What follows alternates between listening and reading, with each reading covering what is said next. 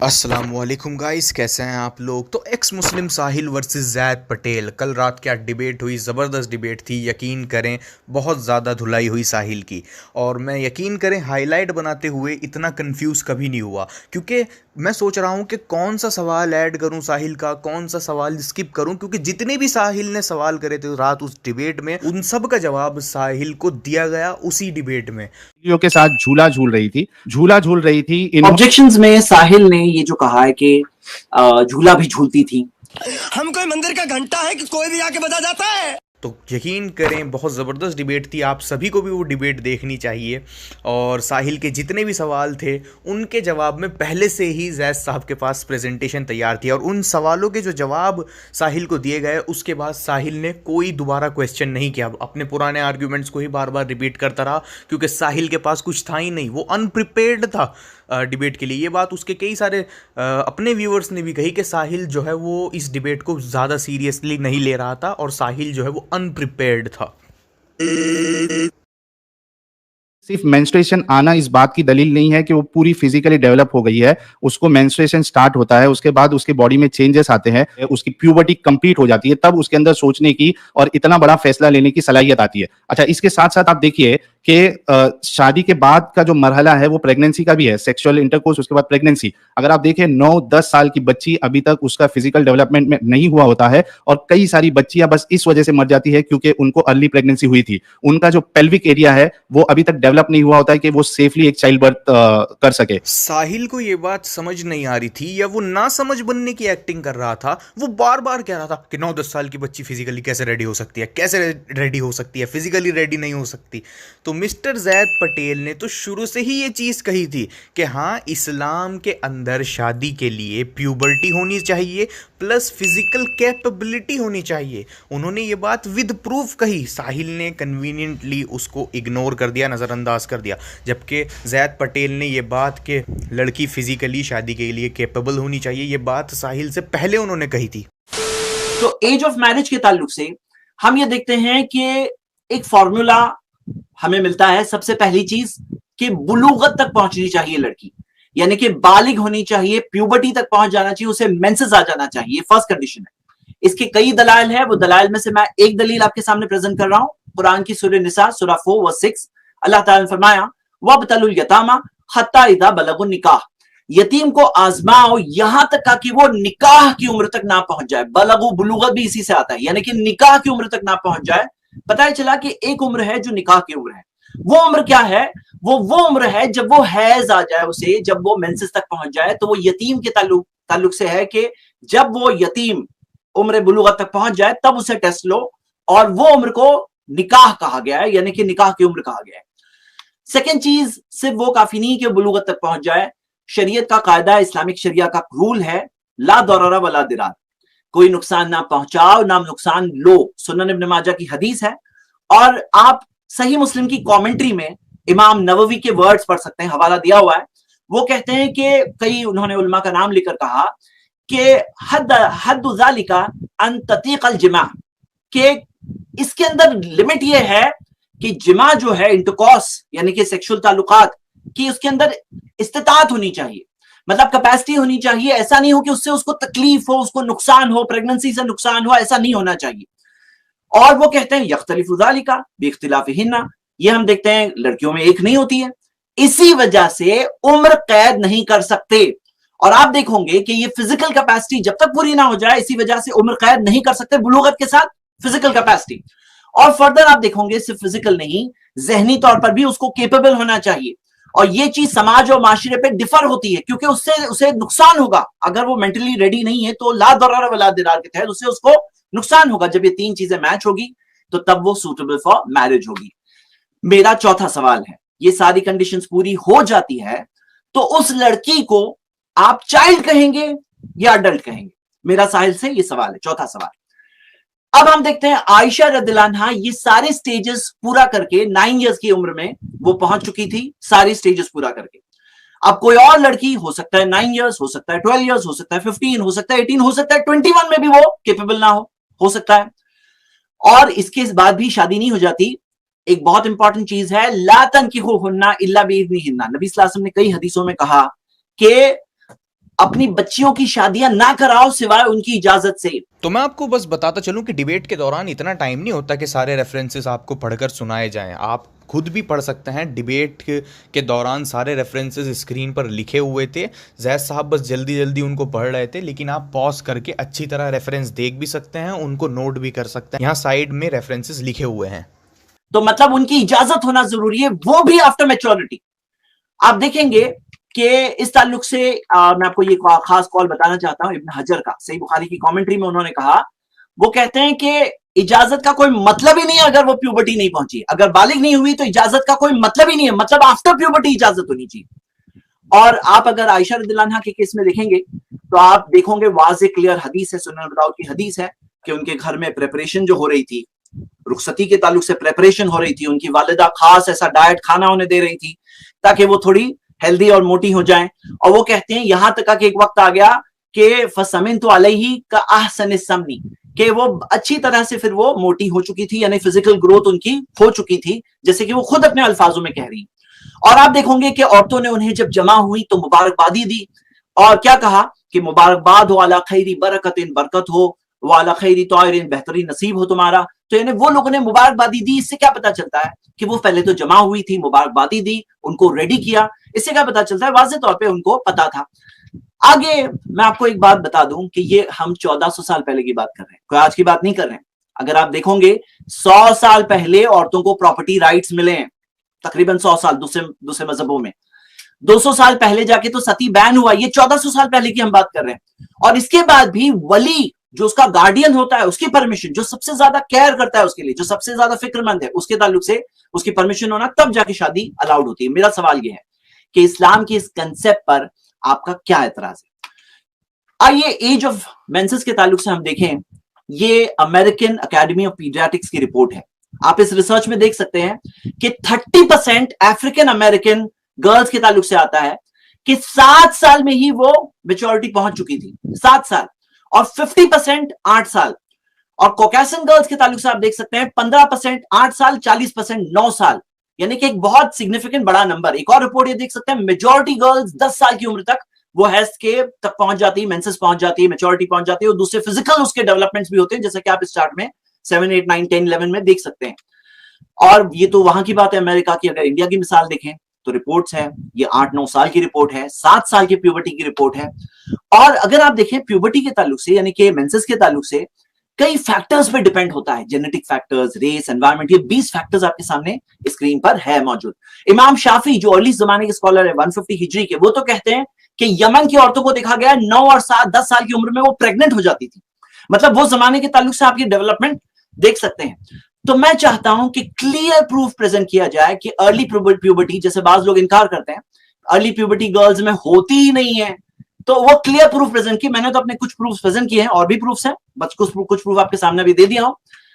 और अगर कोई ये कहता है कि आयशा रज़ियल्लाहु अन्हा को हैज नहीं आया था, तो उन्हें वाज़े प्रूफ लाना होगा, क्लियर हदीस लाना होगा, जिसमें क्लियरली दिया हो कि रुखसती के वक्त पर उन्हें हैज नहीं आया होगा।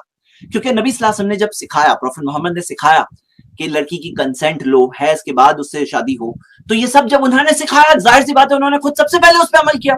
और कोई कहता है नहीं अमल किया, तो उसको प्रूफ लाना होगा कि कहां ये दिया हुआ है कि नहीं किया। अब हिस्ट्री में हम देखते हैं तो आप देखोगे कि अमेरिका की मिसाल, हम 1400 साल पहले नहीं जा रहे हिस्ट्री में, हम सिर्फ 140 साल पहले जा रहे हैं, 140 ईयर्स। और 140 ईयर्स में आप देख सकते हैं 1880 की बात है, अमेरिका के अक्सर स्टेट्स में 10 साल थी एज ऑफ कंसेंट, 12 साल थी एज ऑफ कंसेंट। और आप रशिया में देखोगे 10 साल थी, स्कॉटलैंड में, स्पेन में 12 साल, यानी कई कंट्रीज इसकी मौजूद थी। इंडिया की बात देखिए, 18 साल जो अभी है, उससे पहले 16 साल थी, उससे पहले 14 साल थी, उससे पहले 12, उससे पहले 10। ये सब लोग करते थे। और ये क्यों होता था, क्यों अर्ली टाइम्स में शादी होती थी? आप देख रहे हो कि लाइफ एक्सपेक्टेंसी आज जो 70 ईयर्स के तकरीबन है इंडिया में, लेकिन ऐसा हमेशा नहीं था। अगर आप सिर्फ 1960 तक जाओ तो आप देखोगे 42 ईयर्स की लाइफ एक्सपेक्टेंसी थी। और सऊदी में देखो, वहां पे भी 42 ईयर्स। और 1770 में जा रहे, थोड़ा ही पीछे गए तो आप देखते हो लाइफ एक्सपेक्टेंसी, एवरेज लाइफ जो एक इंसान जीता है वो 28 से लेके 35 ईयर्स के दरमियान। और रोमन स्केलेटन्स मिले हैं, 2000 से ज्यादा स्केलेटन्स देखने के बाद ये पता चला कि एवरेज रोमन वर्कर की उम्र 30 साल हुआ करती थी। और एक और बात फैक्टर आप इसमें देखिए कि आज हमारे जमाने में यूनिसेफ की रिपोर्ट है, 1000 में से 46 बच्चे प्यूबर्टी से पहले मर जाते हैं। लेकिन यही चीज, सेम चीज हिस्टोरिकली देखोगे, कई कल्चर्स की रिपोर्ट आपके सामने है, 100 में से 46। अब आप सोचो कि अगर आप उस जमाने में जीते हो, आपको पता है एवरेज एज तकरीबन 35 इयर्स, आप सॉरी जैद भाई, आपका टाइम पूरा हो चुका। तो ये बात मैं कहकर फिनिश करता हूं कि ये चीज हिस्टोरिकली होती आई थी और ये चीज के ताल्लुक से हमें मिल रहा है। और आपसे सवाल है कि ये चीज क्यों गलत है, मिनिमम एज ऑफ मैरिज क्या होनी चाहिए थी 1400 साल? टाइम हो गया है ना, फैसला कर सकता है। शुक्रिया। बताया कि चाइल्ड मैरिज के वो भी खिलाफ है। मुझे जैद भाई सिर्फ इतना बता दे कि भाई 6 साल की बच्ची ये चाइल्ड मैरिज नहीं होती है क्या? रसूलुल्लाह ने चाइल्ड मैरिज नहीं की थी? अब सवाल ये उठता है कि आयशा रज़ियल्लाहु अन्हा ने भी एतराज नहीं उठाया जिंदगी में कभी भी। 2210 हदीसें बयान की, कभी नहीं कहा कि मेरी तो कंसेंट के बगैर मेरी शादी कर दी गई। उनको उठाना चाहिए था। उनकी वालिदा जो उनको रेडी करके भेज रही है, उनकी वालिदा को एतराज नहीं था, उनके फादर को एतराज नहीं था, उनके सोसाइटी को एतराज नहीं था, उनके दुश्मनों को भी एतराज नहीं था। तो आपको क्यों एतराज है? आपके पास क्या बेसिस है? अगला सवाल उन्होंने ये पूछा है कि माइनर थी वो, तो माइनर की शादी कैसे अलाउड हो सकती है? Good question. तो हम देखते हैं, यस, उनका निकाह जो हुआ था 6 साल, एक हदीस में आता है 7 साल की उम्र में हुआ था, और रुखसती हुई 9 साल की उम्र में हुई। ये एक और फॉर्मूला आप जहन में रखिए, क्योंकि निकाह प्लस रुखसती तब जाके मैरिज प्रॉपर्ली कंप्लीट होती है इस्लामिक शरिया में। और अगर आपको चाहिए तो इसके कई प्रूफ्स हैं। वो शादी जिसकी रुखसती नहीं होती, वो it is like an engagement, एक मंगनी की तरह है। जैसे मिसाल के तौर पर, इसके प्रूफ्स में 5 प्रूफ दे रहा हूं, लेकिन बहुत प्रूफ्स है। एक प्रूफ ये है कि अगर डिवोर्स हो जाए तो इद्दत, वेटिंग पीरियड नहीं होता है। अगर मान लो कि डिवोर्स हो गया, और आपको मैं बताऊं, ये डिवोर्स हम इंग्लिश वर्ड यूज कर रहे हैं, तलाक नहीं होता है, वो निकाह ही कैंसिल हो जाता है। मतलब वो आपने कहा ना तलाक है, बेचारी की जिंदगी खराब हो जाती है, नहीं, वो सोसाइटी के हिसाब से समझिए। आप यहाँ की सोसाइटी के हिसाब से उसको जज कर रहे हो। आप यहाँ के आपके आज के नॉर्म, जैसे आपने कहा ना आज, तो वो आज आपके लिए स्टैंडर्ड है, लेकिन आज स्टैंडर्ड नहीं हो सकता। वो वर्जिन में काउंट होगी। वो सय्यबा, जो इस्लाम में 2 अलग रूलिंग्स हैं, मीट्रिन, सय्यबा हो, वर्जिन हो, और उसको महर उसका ड्यू नहीं होता, उसके ऊपर duties and responsibilities as a wife नहीं होता। अगर ट्रिपल तलाक का केस था तो परमिसिबल नहीं होती प्रीवियस हस्बैंड। बहुत सारी ऐसी चीजें हैं कि वो इट्स लाइक एन एंगेजमेंट। अब जब वो बालिग हो जाएगी तो तब जाके वो कंसेंट देगी। अब कंसेंट अगर हम देखें, अगर यस है कंसेंट तो फिर रुखसती होगी, और नो है तो रुखसती नहीं होगी। हाँ, तो क्लियर बात है। और इसमें कंसेंट के ताल्लुक से आप देखोगे बहुत सारे हदीसें हैं, वला तुनकाहुल बिक्र हत्ता तुस्ताज़नु, कि जो बिक्र होती है, जो वर्जिन होती है, उससे शादी नहीं की जाती यहाँ तक कि वो इजाजत ना दे दे। ऐसी कई हदीसें हैं, मैं आपको सभी बता नहीं सकता। यहाँ तक कि एक लड़की ने, जब एक औरत ने जाके कंप्लेन किया था, खनसा बिन्त खिजाम अल अंसारिया, कि मेरी तो बगैर इजाजत की शादी कर दी गई, तो फरद्दा निकाहहू, कि नबी सल्लल्लाहु अलैहि वसल्लम ने उस निकाह को ही कैंसिल कर दिया। वर्ड्स नोट करिए। और इस बारे में ये जैसे मैं बता चुका हूं कि आफ्टर रीचिंग मैच्योरिटी है। तो सवाल क्या है, इसमें आपको क्या गलत लग रहा है? ये सवाल का जवाब भी नहीं आया है। अच्छा, एक और चीज, ये जो करते हैं ना 6 इयर्स एंड 54 इयर्स या 52 कहा साहिल ने, तो आप देखोगे ये चीज के अंदर आप 10 इयर्स 9 इयर्स के अडल्ट और 54 इयर्स के अडल्ट, 53 54 इयर्स के अडल्ट की बात हो रही है। दोनों की अडल्ट की मैरिज की बात हो रही है। ये बात के ऊपर हम और डिटेल्स देखेंगे आगे। तो क्या साहिल ने इस जवाब का जवाब दिया? नहीं।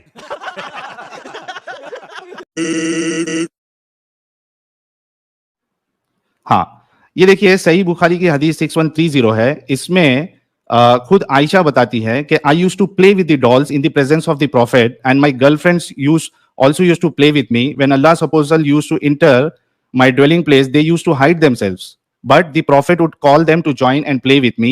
अच्छा, इसमें फतहुल बारी में जो है इमाम इब्न हजर अल अस्कलानी कहते हैं कि the playing with the dolls and similar images is forbidden, यानी जो डॉल्स है, गुड़िया है, या इस तरीके की जिसमें इमेजेस होती है, वो हराम है, फॉरबिडन है। लेकिन हजरत आयशा के लिए इसलिए अलाउड था क्योंकि she was a little girl, not yet reached the age of puberty.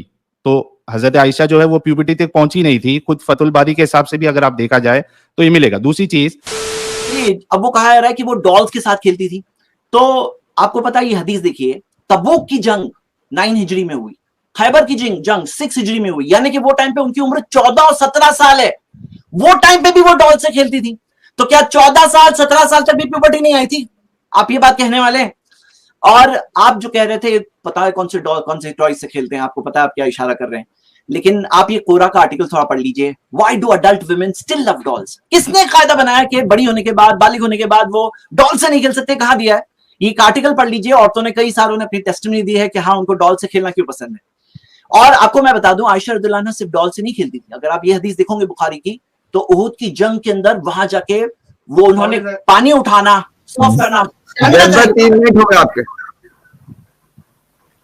तो साहिल ने कहा कि हज़रत आयशा तो इमेच्योर बच्ची थी क्योंकि वो तो डॉल से खेलती थी, जिसके जवाब में ज़ैद पटेल साहब ने अनडिनाइबली ये प्रूव कर दिया एक सही हदीस दिखा करके कि हज़रत आयशा तो बड़े होने के बाद भी डॉल से खेलती थी।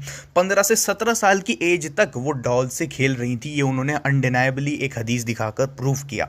तो डॉल से खेलने का मतलब ये नहीं है कि वो प्यूबर्टी तक नहीं पहुंची थी। और उसके बाद उन्होंने बहुत सारी अडल्ट फीमेल की टेस्टिमनी भी हमको दिखाई जिन्होंने एडमिट किया कि हाँ उन लोगों को बड़े होने के बाद भी डॉल से खेलना पसंद है। डॉल से खेलना किसी तरह का कोई सबूत नहीं है, उसको क्लियरली वहाँ पर डिबंक कर दिया गया और साहिल ने इसके बाद कोई जवाब नहीं दिया। अगर वहां जो बच्चियां उनके साथ खेलने आती थी, अगर वो बालिग थी, तो पर्दे के लिहाज से तो वो रसूलुल्लाह के सामने आ भी नहीं सकती थी, लेकिन यहाँ रसूलुल्लाह जो है खुद बुला रहे हैं उनको हजरत आयशा के साथ खेलने के लिए। पे उसको ना फिट किया करें, बहुत इंपॉर्टेंट है। अब ये जो कहा जा रहा है उनकी दोस्त आते थे खेलने के लिए, तो मैं आपसे कहता हूं ये तो उल्टा दलील हुई आपके खिलाफ। ये तो दलील हुई आपके खिलाफ। क्यों? आपको पता है वो जाके छुपती थी, क्यों छुपती थी? क्योंकि हया की वजह से, जो उनके अंदर हया है। और क्यों? क्योंकि वो खुद पोस्ट प्यूबर्टी थी। अब सवाल ये उठता है कि मोहम्मद सल्लल्लाहु अलैहि वसल्लम के सामने वो बालिग होने के बाद कैसे खेल सकती थी वो लड़कियां? तो हम देखते हैं कि कमांड ऑफ हिजाब 5th हिजरी में आया और ये पहले का वाकया है। इससे साबित नहीं होता कि आयशा रज़ियल्लाहु अन्हा नाबालिग थी। मेरा क्या साहिल ने इस जवाब का जवाब दिया? थी। मेरा चैलेंज अभी तक स्टैंडिंग है कि एक हदीस बताओ। अब तक एक हदीस नहीं आई है। और बल्कि मैं आपको याद दिलाऊं कि पूरा रिबटल राउंड आपका चला आने वाला है, अभी चला गया बल्कि, और आपने यही नहीं बताया कि सही एज क्या है। क्या आपको नहीं पता है सही एज क्या है? अच्छा, आगे देखिए कि 2210 हदीस में कभी एक बार क्यों नहीं बोले कि मुझे फोर्स करके मेरी शादी कर दी गई। हाँ, तो ये देखिए वो हदीस आ गई जो मैंने बताया था। और एक और बात कि आगे जाकर सूरा 33 वर्स 28 पढ़िए, आगे जाकर भी सारी वाइफ्स ऑफ द प्रॉफिट को मौका दिया गया कि अगर तुम चाहते हो दुनिया की जिंदगी तो मैं तुम्हें आजाद करता हूं। उस टाइम पे क्या कहा आयशा रज़ियल्लाहु अन्हा को? जब नबी सल्लल्लाहु अलैहि वसल्लम ने पूछा तो नबी सल्लल्लाहु अलैहि वसल्लम ने कहा कि मैं अपने वालिद से इस चीज के लिए, मेरे पेरेंट्स के लिए मशवरा क्यों करूं? कद इख्तरतुल्लाह व रसूलहू, मैं अल्लाह उसके रसूल को चुनती हूं। उनका चॉइस था। तो यानी यहां पे आगे जाके भी रिकन्फर्म हुआ। मतलब आपको अगर समझना है तो उसके इस वक्त मैं अपनी चंद सहेलियों के साथ झूला झूल रही थी। अच्छा, ये देखिए, झूला झूल रही थी, इन्होंने मुझे पुकारा तो मैं हाजिर हो गई। मुझे कुछ मालूम नहीं था कि मेरे साथ इनका क्या इरादा है। ऑब्जेक्शंस में साहिल ने ये जो कहा है कि झूला भी झूलती थी, तो मैं आपसे ये कहता हूं झूला भी झूलती थी, ये कौन सी दलील हुई? आप कोई भी अम्यूजमेंट पार्क में जाओ, आपको देखो कितनी औरतें दिखती हैं। कोई भी गार्डन में चले जाओ, आपको जवाब मिल जाएगा। ये सवाल का जवाब मुझे यहाँ दिखाने की जरूरत नहीं। तो क्या साहिल ने इस जवाब का जवाब दिया? नहीं।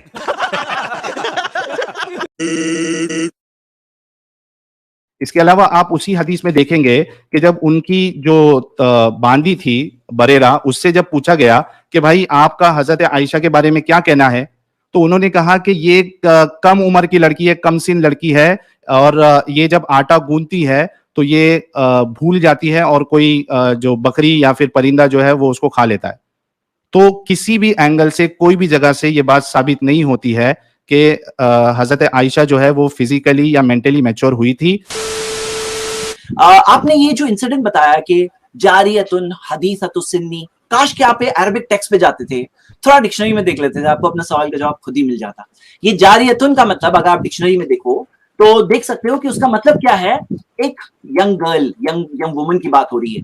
और इसके अंदर जो मेड की बात हो रही है, इसके अंदर कहीं ये नहीं है, इसके अंदर कहीं ये मीनिंग नहीं है कि वो नाबालिग है, हैज नहीं आया, ये आपका इस्तेदलाल है। और अगर आपको दूसरे हदीस के यूज देखना है तो ये हदीस देखिए कि जारियतुन शाबतुन, जवान, हाँ जवान, शाबतुन खास इसके साथ स्पेसिफिकेशन के साथ भी है। और आप कई हदीसों में देखोगे कि मुआविया रज़ियल्लाहु अन्हु जब वो जब गवर्नर बने तो तब के बारे में कहा गया कि वो जवान। तो ये जवान जारिया ये आया है, तो हमें इस बात को देखना चाहिए। फिर साहिल ने एक हदीस दिखाई जिसमें बरीरा ने कहा कि हज़रत आयशा तो एक यंग गर्ल है। तो साहिल ने इस यंग गर्ल वर्ल्ड को पकड़ के ये दिखाने की नाकाम कोशिश करी कि इसका मतलब था कि हर कोई हज़रत आयशा को बच्चा मानता था, जिसका पोस्टमार्टम भी ज़ैद पटेल साहब ने वहीं पर कर दिया और डिक्शनरी से और अदर हदीसों से ये प्रूव करी। वहाँ पर वर्ड यंग गर्ल यूज़ हुआ है और यंग गर्ल का मतलब प्री प्यूबसेंट नहीं होता बेवकूफ़ो। 20 साल का लड़का या लड़की भी यंग ही कहलाएंगे। और ज़ैद पटेल साहब ने हदीसों से और डिक्शनरी से भी ये प्रूव किया, जो अरेबिक वर्ड उस हदीस में यूज़ हुआ है तो उसका मतलब यंग होता है, ना कि कोई प्री प्यूबसेंट।